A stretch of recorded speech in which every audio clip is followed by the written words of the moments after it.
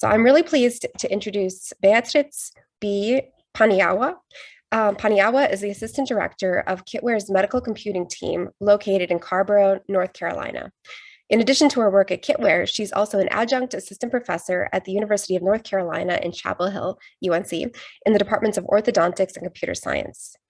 Dr. Paniagua received her master's and bachelor's degrees in computer science from the University Extremadura in 2005, 2003. And then she received her PhD in computer science from Heriot-Watt University and the University of Extremadura in 2010. Dr. Paniagua's projects largely focus on cranio-maxillofacial, musculoskeletal, and morphometric image analysis. As an example of her work, she's the principal investigator of Slicer's Shape Analysis Toolbox, Slicer SALT for short. This is a software framework that helps researchers study differences in the shape of anatomy, and she works on it in collaboration with UNC and NYU. She's also leading a project to develop a virtual reality training system that recreates the visual, haptic tactile, ergonomic, procedural, and functional aspects of oral and maxillofacial surgery. In addition, she's developing automated image analysis methods to detect bone quality in the temporomandibular joint and other bones in order to detect bone defects, such as sclerosis or loss. Dr. Paniagua is also developing an automated method to detect cracks in teeth, specifically the first and second molars. So today, Dr. Paniagua is going to give us a talk entitled Enabling Mathematical Insights in Large-Scale N-Dimensional Images Using Open Source Toolkits. This talk will present novel computational tools, which can be used for both medical imaging and radioastronomy. Dr. Paniagua will show some preliminary results on the analysis and characterization of large medical imaging volumes. And her talk will also include some ideas on how we can draw connections between our two disparate fields. So with that, I'm going to hand the stage over to Dr. Paniagua. It's all yours. Thank you so much, Nicole. All right, so it's my great pleasure to get back to this lovely community. I had the opportunity to speak with many of you at UVA in 2019. And I wanted to take a little bit, I'm going to be using some of the materials that I used back then, but I'm going to be adding a lot of our recent work on enabling mathematical insights in these very large images that I believe share a lot of the problematic both of our fields have at the moment. But before I go on, I wanted to introduce Kitware for those of you that don't know it. Kitware is a software research and development company specializing in scientific computing and visualization. What you can see here is some of our main competences, and for example, developing algorithms and application for and also providing software support. Currently, Kitware is divided in 5 technical groups. There are high performance computing and visualization, medical computing, that is my team, software process, data and analytics, and computer vision. We frequently work with different universities as well as with the DoD, NIH, and other branches on federally funded projects that utilize our open source software toolkits. One very important thing about our company is that we are not a product company. We really enjoy providing services and consult, and this allows us to collaborate with pretty much everybody. So I'm really excited about the opportunity to know more about more of your work. So these open source platforms can be used to create cross-platform applications and products that can be deployed to various devices. On the left here, you can see the icons of many of the open source toolkits we are currently supporting and developing, and they can be deployed in any operating system and in a variety of different devices, such as mobile, cloud, or high-performance computing clusters, the web, and the desktop. Today, I'm going to be speaking a lot about our web deployed toolkits, because I think it will be really of a lot of relevance to this community. And the cornerstone of our open source platforms is the use of very high quality software process that, you know, for the previous speaker was speaking about Python and all of that. So basically we use our own software platforms for quality software management, specifically CMake, CDask, and Dash and C-Test. And basically developers and anywhere in the community belonging to any field will be checking out our code, doing development, and all of those will be sent to our software machines, software factories that will build the code, make sure everything runs correctly, and will send the results of that computations or those compilations back to us. And these allows for software development that is in a very non-obtrusive way, transparent, and so everybody in the community knows what they are using basically works. Very quickly, my team in medical computing solves very complex healthcare challenges, and we do that through our own platforms that are customized versions of like generic platforms that we have at Kitware. And we do anything from research to engineering to providing consulting services to medical device companies and other companies. And we do this in collaboration with research centers like yours, universities and companies. And we are very passionate about pushing the boundaries of medical innovation. And specifically today, I'm very excited to explore ways in which this work can be applied to your problematics. We have expertise in a large number of different projects, and this is an introduction of many of the focus areas that we have. Nicole introduced some of my projects that are mostly in dental and craniofacial image analysis and musculoskeletal image analysis, but we have other folks with portfolios in surgical planning, physiological modeling, medical image analysis, ultrasound, and so on. So without further ado, I think both of our fields share a lot of particular similarities. Because of the nature of our work, we concentrate a lot in the nanoscale image analysis aspects of the signal we are collecting. What you can see here is one of our extensions using ITK that does single cell segmentation for rendering tissue slices. But also we have collaborated with people in the astrophysics world, specifically people from universities in Europe. Davide specifically developed a tool, a specific module in one of our platforms, a 3D slicer that I will introduce in a second, that was for visualizing hydrogen galaxies. And this is just to say that many of our platforms share the same goals, basically, that both radio astronomy and medical imaging share, which is one of the reasons why we are here. And I believe basically enabling robust platforms such as the ones the previous speaker was speaking about for analysis that are high performant and that support very large images is going to help both of our fields.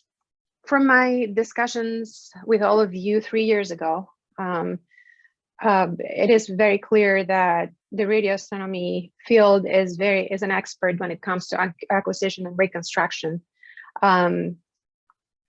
much more so than the medical imaging field. We have the work for us to acquire tissue and samples is much easier than the one that you have.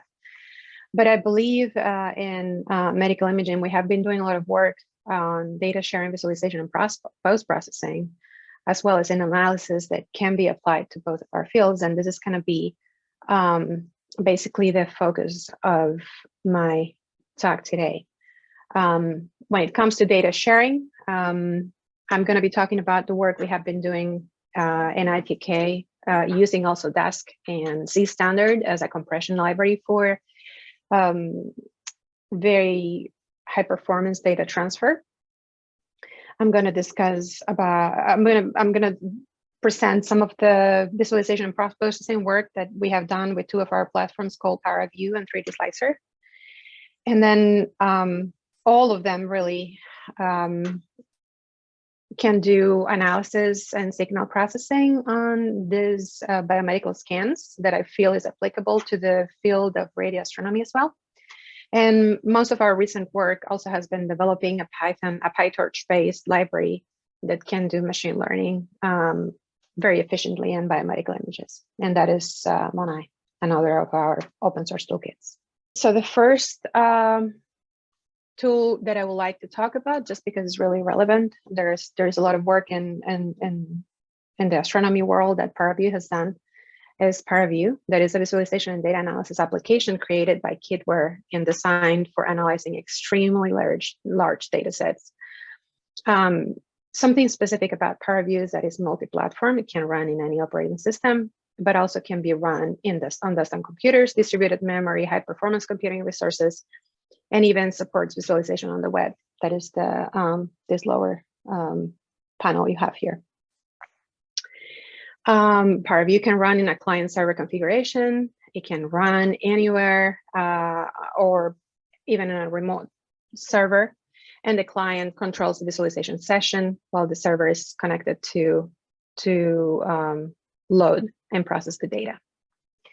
As anything that I'm going to present today, this is open source. It's freely available to use, enhance, and customize to whatever your needs are in that moment. And you can download it for free at paraview.org. Here's a small montage of the capabilities of Paraview. Paraview specifically, unlike other platforms I'm going to present, is not tailored to any one scientific domain, but instead of a general tool application for many scientific domains. Here we can see Paraview applied to computational fluid dynamics, hydrodynamics, fire simulation, weather modeling. So even some radioastronomy images that I would like to enhance here. So this is an image of a simulation that was generated in collaboration with Sandia National Labs that consider options and how to deal with an asteroid named Golevka, which might be close to Earth on April 13th, 2036. And what they did is that they run a simulation that ran a 10 megaton bomb in the center of mass of this asteroid. And Paraview was able to simulate, did a calculation on 1 billion cells that simulated 0.65 seconds of explosion, and that took 15 hours. But it was possible, Paraview was able to deal with this massive amount of information and a computation and display it for scientists to see how it would be like to detonate this asteroid. Just very remarkable. This is a more recent image, and from 2018 specifically. And this visualization was done in collaboration with NVIDIA using their index SDK that was using GPUs for scalable real-time visualization of multi-valued volumetric and geometric data. And here we see it displaying specifically as supernova. But all of this, because of the openness of Paraview, NVIDIA was able just to take it with our help and do this beautiful visualization. So now we have a tool similar to Paraview in the sense it uses the same foundational blocks that allowed this very elaborate visualization. But this one is very specific for medical, biomedical, and related imaging research, even though, as I showed before, it has been used to display very large hydrogen galaxy visualizations. And again, it is based on the foundation of open source principles. So it means it's free for anybody to use and download and customize. You can check out the code and introduce anything you want to make it fit to your specific computing needs. And specifically, there are a number of things that 3D Slicer can do: image segmentation, which basically means taking a very large imaging, a very large biomedical scan and extract anatomy or other regions of interest. And here you see like neuronal fibers. It allows for 4D data support, which means 3D plus time. You can display this very elaborate videos, and you can also use it in virtual and augmented reality.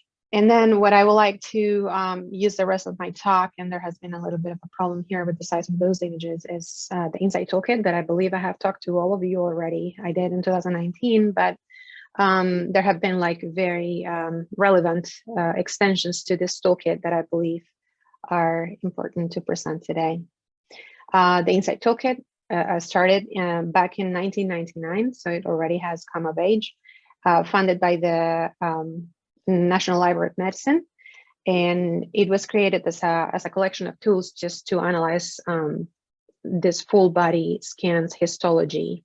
And it was a collection of a woman and a man cadaveric data that was collected and with different image modalities, and that was analyzed thanks to tools in ITK, and has been going and still going strong thanks to a very vibrant community.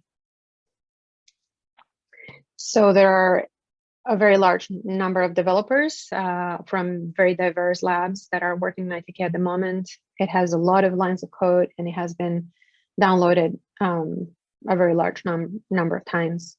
As any of the other tools I have presented today is very robust. It can be scalable, customizable, and presents with efficient computing. And a lot of people actually use it just to disseminate their algorithms.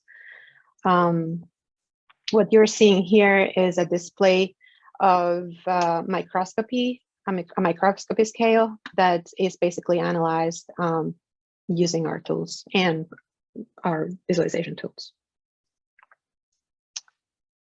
And then MONAI is our more recent toolkit, and I wanted to briefly introduce it to all of you. That is basically providing a medical imaging platform just specifically to do deep learning. Is a higher layer to PyTorch, which is a Python library that probably you all are familiar with, but that is optimized for medical imaging. And it provides a documentation with best practices and what to do and not to do, specifically when applying deep learning algorithms to biomedical data. So one very important thing about medical imaging and deep learning specifically is that there is a danger of just using black box tools in there, and MONAI encourages users and developers of deep learning algorithms to do so in a reproducible way. So people can see how the implementation was done and demonstrate best practices. It also provides support for multi-GPU and multi-node GPU training, and it provides a lot of documentation and support for anybody interested about using that. So just one more time, we have covered visualization post-processing, and right now I'm going to talk a little bit more about ITK going forward. Oh yes, and just kind of like reiterating one more time that I believe open source platforms, as as previous speaker pointed out, might be the way to move forward, because it can be used. You don't have to start anything from scratch. You base your work on the work of other people, and is also developing a lot of transparency and allows for collaboration. So just to kind of like conclude my presentation, I think are both fields, specifically biomedical imaging and radioastronomy, share similar similarities. So I would like to take a spin on all these tools that I presented and give some pointers on the ways our fields could work together. So how do we bring all of these things together? And I think the web is definitely the way to go. Unquestionably, our society has been transformed by the digital revolution, right? So we are based on our society into a knowledge-based economy, but this has also transcended to scientific research, basically. We build systems. Our government is funding largely initiatives that allow for information storage, data transferring and retrieval across different fields. It encourages everybody to share their results for reproducibility, and then it also funds tools that can allow anybody in the world to share their work. And this has been done through Jupyter notebooks and things that can be run in browsers. And this kind of like was evident for us at in Kitware, and as part of ITK, we developed these ITK widgets that are basically tools that you can use to access ITK from the web. This is ubiquitous. It can be run in any web browser. It doesn't require the user to install it. We use WebGL to do this, and it has a lot of flexibility with integration in like different systems. So ITK widgets are basically built on Jupyter. ITK.js and VTK.js. That is another of our toolkits using JavaScript for visualization. We use this standard for data transfer, and we use Python wrappings of all the already existing functions in ITK to be used in the browser. And we support, as you know, these are some of the things that the previous speaker also talked about, which is a good thing. We support many different Python-based libraries to be used as part of ITK widgets, which is great. So this is an example of a Jupyter Notebook rendering real-time a really large image that has subchondral bone and micro-CT images, and is doing all this rendering and isosurface collection in real time. This data is loaded from a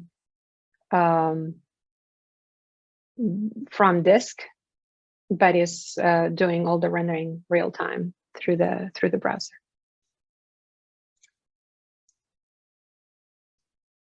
And I wanted to take a moment to, you are going to say, well, is all of this browser-based interactive analysis technically possible? Well, you need hardware accelerated graphics, and that is possible thanks to the work of WebGL, BTK.js, and ITK.js, which are JavaScript wrappings of many of our libraries. You need high performance computation, which we get through WebAssembly. And then you need a universally supported programming language, universally supported by browsers, and we get this through JavaScript. But you also need to access, you need to get your data sets specifically to the researcher that needs it. The same thing that it was mentioned by the previous speaker, interacting and transferring data over the network, unlike your processor, RAM, or disk memory, is not possible due to latency or dependency on network systems. But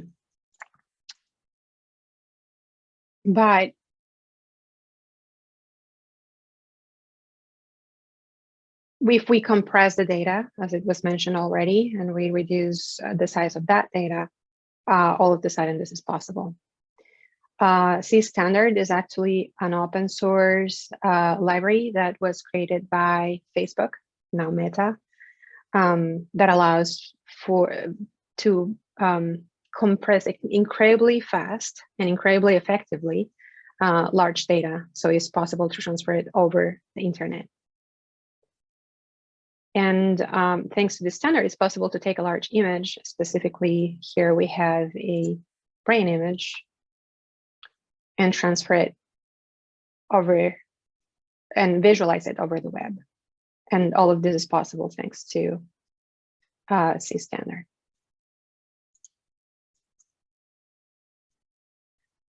So an image that is 52 megs can be compressed really quickly, and as little as 193 milliseconds, and put into 8 megabits, so it can be effectively transferred over the network.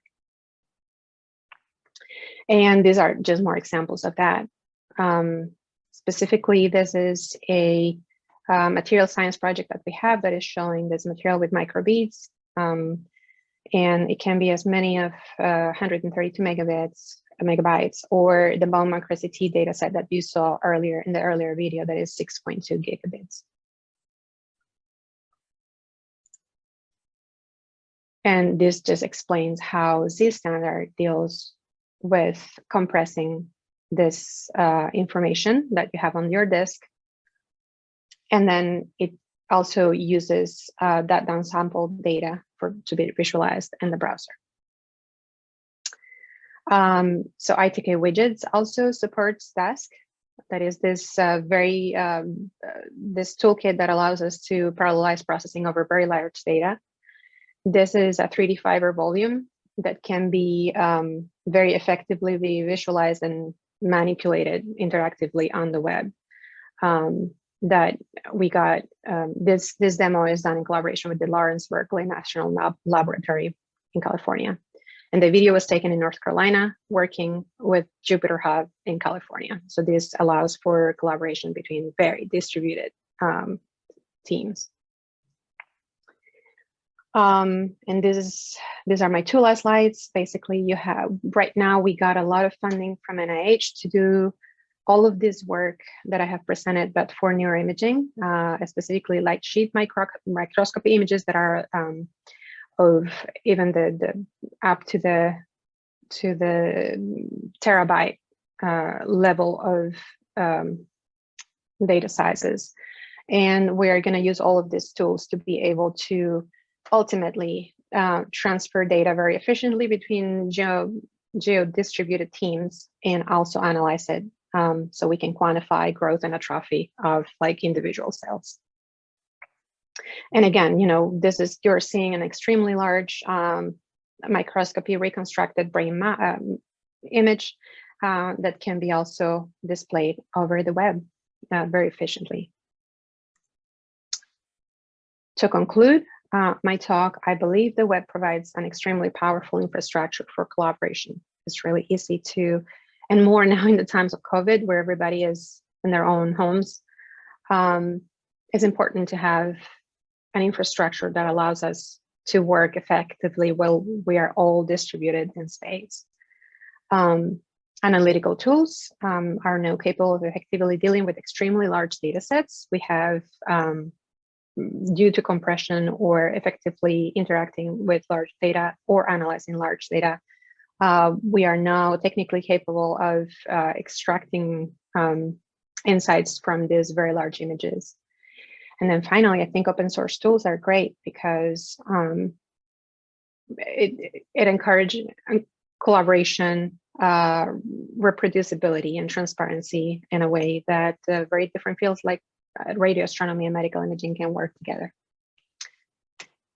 And I would like to conclude my talk to thank some of the team members that helped me put together all of these materials. And yeah, I'll take any questions now. Thank you so much, Dr. Paniagua, for that really nice talk discussing these software tools that we could potentially put into practice to help us out. So the first question we have is if there is a link for the Jupyter Notebook tutorial that you showed. I believe there is, yes. All of these, many of the demos that we have here can be accessed through the web, and I can look for it and post it. I can stop sharing and look for it. Yeah, if you find it later, you can always post it in the Slack. So I think the ability to visualize our images or look at our data would be extremely helpful for us, but we have a hard time convincing our IT folks to let us use web-based applications because of HIPAA. Can you comment on that? How you deal with privacy issues if we're dealing with medical imaging data? So one of them is having systems with all the cyber protections that can get a HIPAA compliant system. So that is one aspect. But another aspect that is what we have been doing historically is anonymizing the data before transferring it. So first of all, we never transfer any PHI. All of that lives on the side of our clinical collaborators. And also, for example, the images that you saw are kind of like extracted organs or tissues or things like that that don't allow tracking back the patient. For neuroimaging data, for example, we will never transfer anything that is not skull stripped. And that means we remove the face or any recognizable organs from the person, because facial features are PHI as well. And we just transfer the brain. Yeah. Got it. And just to do a brief follow-up on that. So, sometimes we work in the image domain, so on the images themselves, but more likely than not, a lot of us will be working on the actual underlying data domain. So it's like the Fourier transform of that. And we've also been told to be very, very cautious about how we use that data, because if it's clear from how we're processing it, how to convert into an image, we can't really skull strip it ahead of time because it's the data before the image has been made. Is that something that you've dealt with, or is that kind of beyond the realm of what you're looking at the moment?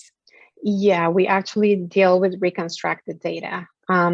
It's also really difficult to handle any any raw information that comes out of the scanner, because those usually are in proprietary formats to the scanner vendors. Yep. So, until you don't get your signal and your image reconstructed, you have a Siemens format or you have a Philips format. And usually vendors are very protective of how images are reconstructed. So we usually don't deal with any of that. Got it. Okay. All right, here's another question from the audience. Could you comment on the speed of code execution compared to compiled languages such as C? I don't think there is really a sure enough, scripted languages don't require to be compiled and are, historically a little slower. But I believe the Python community has been active enough to put in enough safeguards and remedies to prevent that to be really slow. We usually do, when we need something to be really high performant, sometimes we resource to C++ or compile languages of other nature, but we still rely very heavily, and more even so in the era we're living, we rely very heavily on the scripted languages because they allow us to do all these very fun things. I think the previous speaker also talked about Docker. Sometimes what we do is that we deploy compiled languages in the form of binaries to Docker images, and we get away with that. But I think as anything else, it depends on the application, what you're trying to accomplish, and what are the shortcomings and the advantage of every option in hand at that moment. About this compression, because I think that, we're also very concerned about these data sets are just giant. And if we can get them quickly to a better computer than what we have locally, that would be awesome, but it just takes us forever to get them there. And so the compression you're talking about, is that this G standard, I think you called it, or C standard? Standard, got it. Is that for, again, images, or is this something that we could use to compress raw data? Because I think the raw data tends to be less sparse, less compressible typically than the images, but that's often, again, we'd love to get this giant data off our hands so we can convert it into an image, which we could then compress maybe back down, but getting it up is a little tricky. Is that something that's general or more for? I will think I'm gonna guess the answer because I don't know. I know we have used it for images specifically, but I don't see how, knowing what I know about the technical details about this standard, I don't know why it will be not possible to do for raw data or any sort of data, as a matter of fact. But I'll have to, get back and check this technically to make sure that I have given you the right information. Yeah, because I think that's very exciting, because this is always our bottleneck, is moving our data away. And another question about how to bring tools like this into say a functioning clinical department where often we can use them as research tools, and we're like, this is so cool, and you show it to your cardiologist and they're like, well, it's just not part of my normal workflow, so I'm not really interested in, unless we can make it, like you say, push button, you don't have to download anything. It's tricky to convince them to switch from, say doing manual segmentation, which takes forever, but they know how to do, to something that's automated where, it could be really fast, but they're not going to take, a day to move to that new workflow, even when it could save them years of their life. Can you comment a little bit on how, some people maybe you've worked with have been able to bridge that gap to make it, to fit it into a workflow where, the end user may not be the researcher, but, the person whose life you're trying to make a lot easier? So, there are different phases to this question, right? First one is the research, as you well pointed. These tools can be incorporated into research protocols, but basically that is years of work to convince somebody to move from their modus operandi to something new, even if it's better. There's another aspect, is if you want to use it for patient care, you have to put anything, software as any other thing, it needs to be FDA approved to to be applied into anything that resembles clinical care. And for that, there is a very exhaustive piece of documentation that you have to present to the FDA regulatory organism, and that make sure that your software or whatever it is that you're doing, your computational tool, is doing exactly what you say it's doing. What are your risk mitigation strategies? What are, you know, predicate devices, if anything? Is you know, oftentimes a year's worth of work to get this done. But yes, as far as you do it for research, any of these tools can be applied directly. And I think the most important thing is basically you need a champion within your clinical organization. They need to believe in the work you're doing, and when you have that, you have, you know, half of the battle is won. I had a similar sort of a follow-up question from Nichols about compressing the raw data itself. So at least in radio astronomy, we spend a large amount of money to develop telescopes that collect very, very sensitive data. So and the quality of imaging is very sensitive to any loss of information before it is converted to image. So the question is that Z format, Z standard that Beatriz mentioned, is it a lossy compression or is it a non-lossy compression? Is a way to evaluate whether the data before it is going to image can be compressed at all? Do you know? I think that will be really easy to kind of like test in our data sets that are like several gigs and not as big as yours, right? It will be really easy to compute a loss function and see what is the difference.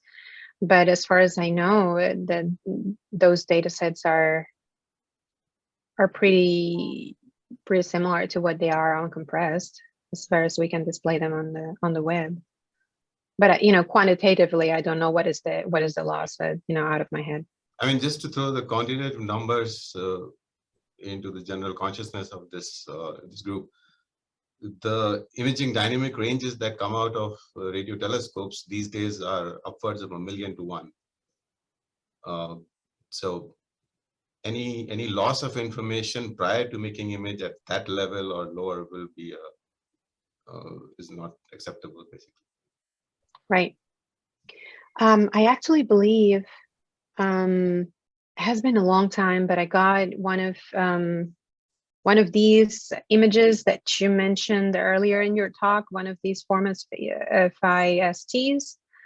So it will be really simple to take that data set and try to do some preliminary analysis. There is one more question for Dr. Paniagua, asking if any of the Kitware tools are FDA approved. So many of our work with medical device companies is under very strict NDA protection. We have collaboration with very large medical device and very popular medical device companies, but all of the work that we do for them is protected. But I can tell you some of our tools, yes, have gone through the process. So I want to once again thank Dr. Golub and Dr. Paniagua for their very impressive talks.